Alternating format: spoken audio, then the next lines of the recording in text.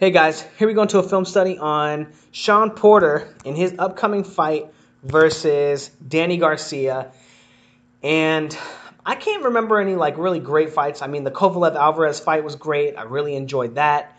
I'm kind of blanking on great fights this year. But maybe that's just because I'm so excited for this fight. I think it's very likely going to be fight of the year. It's going to be a banger for as long as it lasts, and I actually really do think this one's going to probably end in a knockout. But we're going to go ahead and get into the film study, and the first thing we're going to look at is Shawn Porter and his active guard, and we're going to talk about how he feints and he comes forward. So as we notice right here, he's coming forward. And look at how smart he is. He's touching gloves with Adrian Broner. Adrian Broner is trying to control the space, right? If you have space, if you control the space between you and your opponent is not invading that space, it means his hands are up, he's stuck here in his guard, and he's easy to feint. He's easy to control, right? So Porter doing the right thing here, saying, no, Broner, you can't have this space. This is my space.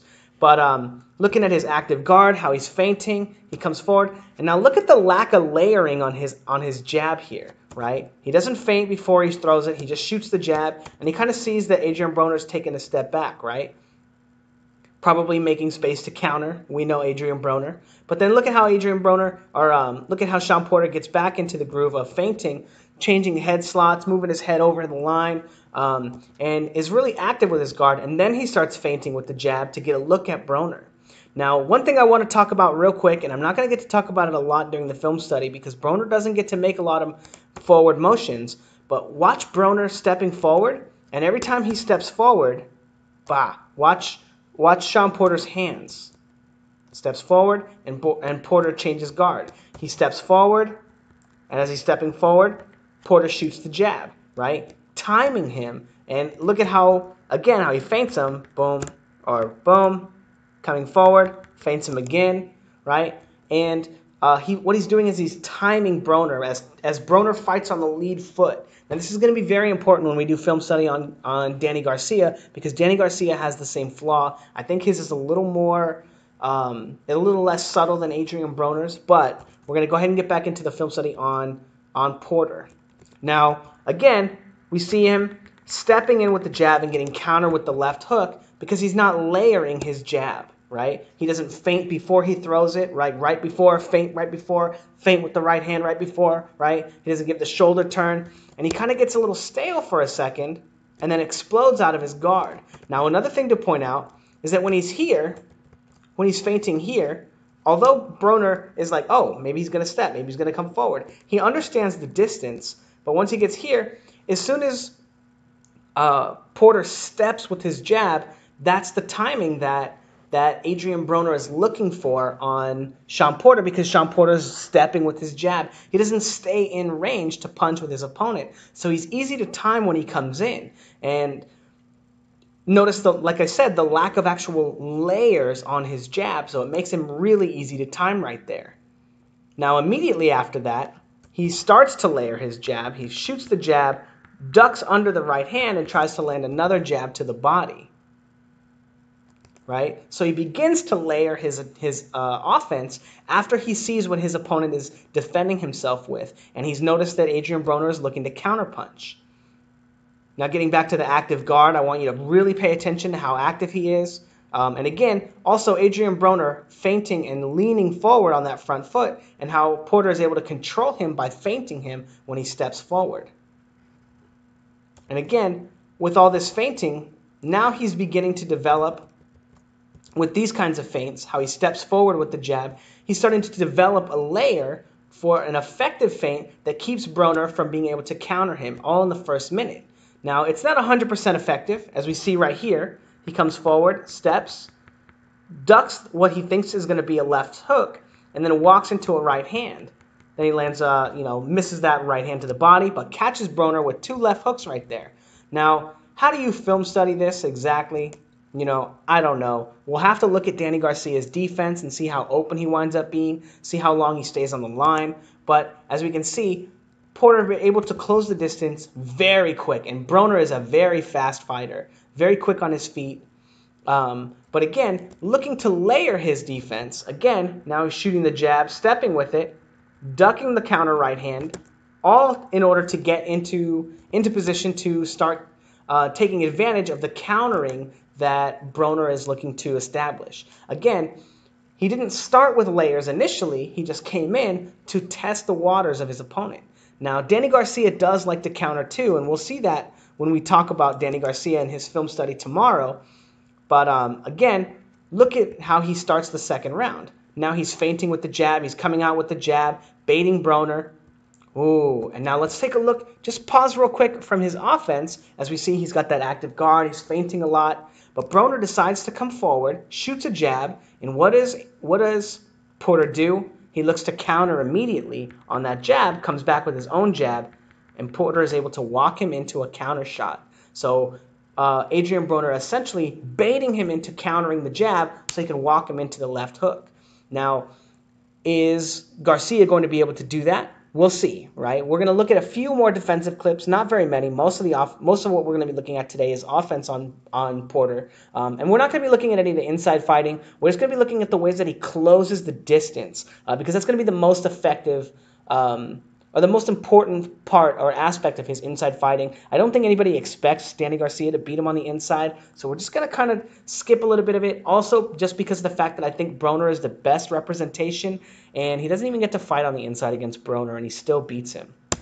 But anyway, so far we've seen a lack of layers and then an attempt at layers for his offense. So very basic offense from Porter while he's on the outside, but showing that he's thinking there and making an adjustment. Making adjustments, as well as his defense looks to be counterpunching.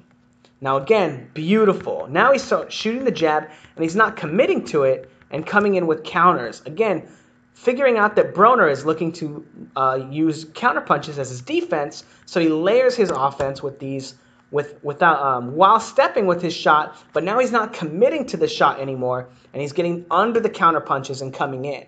Now, he doesn't get any work in there because, as we see, Broner grabs him, holds on like there's no tomorrow. But as we can see, again, when he was getting hit with the counters earlier because he was committing to the jab, now he's using a probing jab. He knows how Broner is going to react, and he's able to get under those shots and start working on the inside. Now, these body shots here, these are going to be really important when we talk about fighting Danny Garcia, and we'll talk about that again tomorrow. But again, doing a great job of getting under the counters, even though there's no counter right there, and getting on the inside and taking advantage of the fact that Broner is looking to counterpunch him and being able to take those counterpunches away. Now, again, it's not going to be 100% foolproof, right?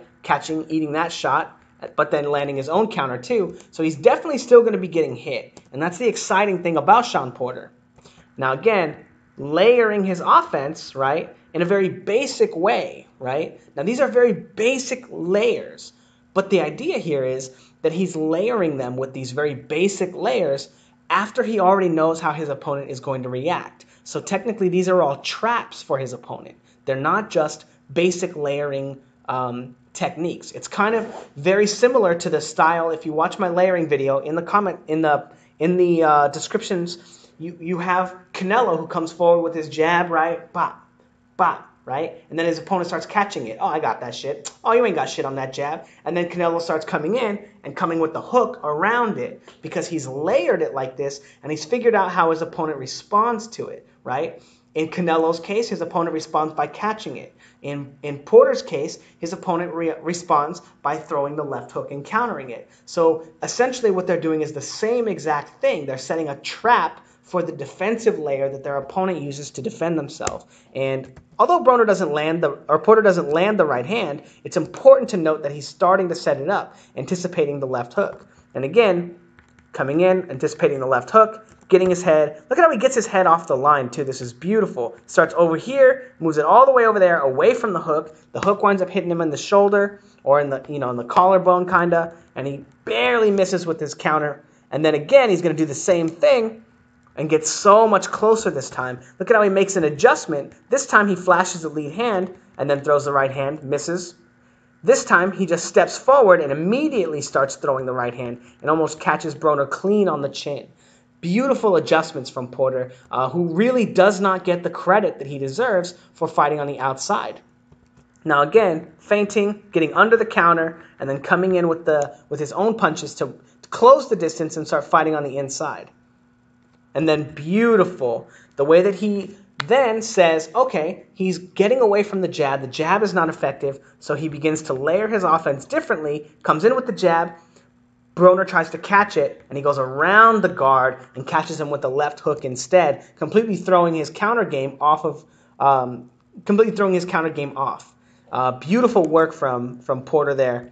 And again, coming forward, flashing that shot, and look at how he moves his head off the line. This is very, very important. Not only is he layering his offense and throwing counter punches to the punches his opponent is going to be countering, but he's moving his head off the line as well.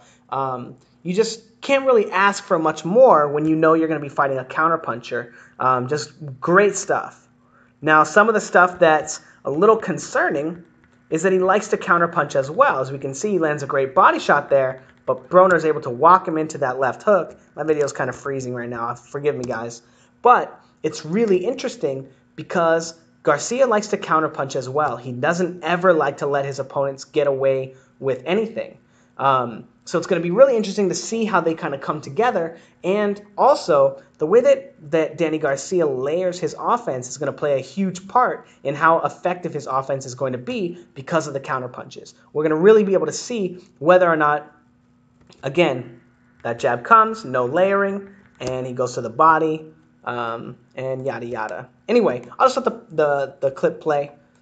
Actually, that's actually it. But anyway, as we saw, he doesn't start with layers, so early in the fight, he's going to be very susceptible to the counters. Until he figures out what counters he's looking for. We all know Danny Garcia got that left hook, man. He got that left hook from, I don't know where he finds that thing. Like, just amazing left hook. Great left hook. And then as we saw in his fight with Brandon Rios, really picking up some power on that right hand as well. So you can't take that away either. You can't discount that as a way for him to hurt him either. So early in the fight, I think Danny Garcia, judging by this, Danny Garcia might have some success, but we'll really have to see what kind of adjustments Porter is able to make. And also the head movement when he's throwing his punches, coming in, ducking, rolling the shots, bop, bop, he has great head movement. I think that's going to be it's going to have a lot of success for him in the fight with Danny Garcia,